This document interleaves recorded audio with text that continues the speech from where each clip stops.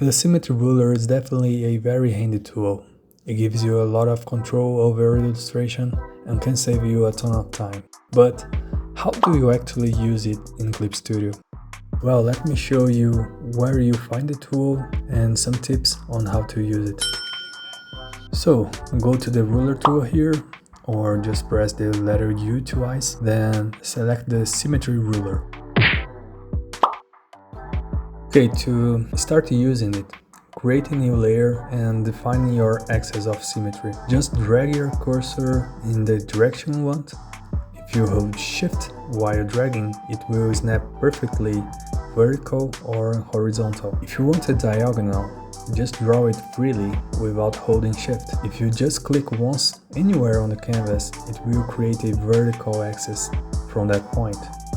So just play with it and see what works better for you. Once the axis is set, Clip Studio creates a dedicated ruler layer. Anything you draw on the one side will be mirrored on the other. From here, just grab your brush and start drawing. For this demo, I will start with a shield. Something simple, but way easier using this tool.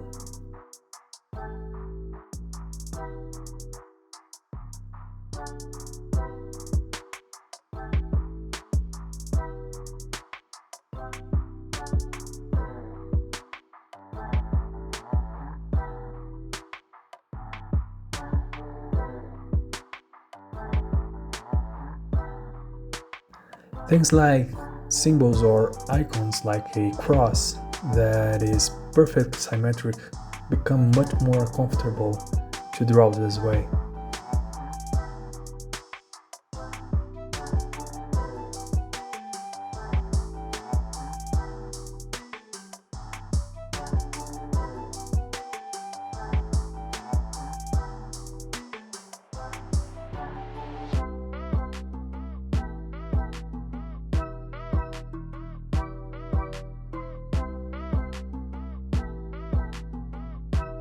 Another really useful application, for example, is create shapes for character design.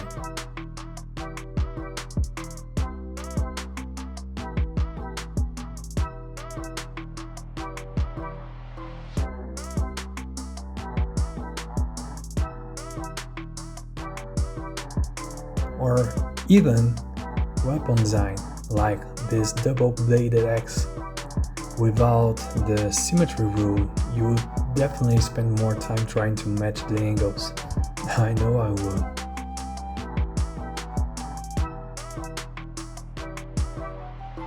Now, a couple extra things. If you duplicate the layer using Ctrl+C, Ctrl+V, the symmetry axis stays the same as the original. And if you use transform, Ctrl+T, the ruler follows the artwork as you move it.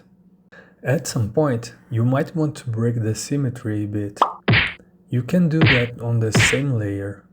Just disable it here in the Set Ruler Range option. That way you can, for example, explore a second variation of the design of this axe.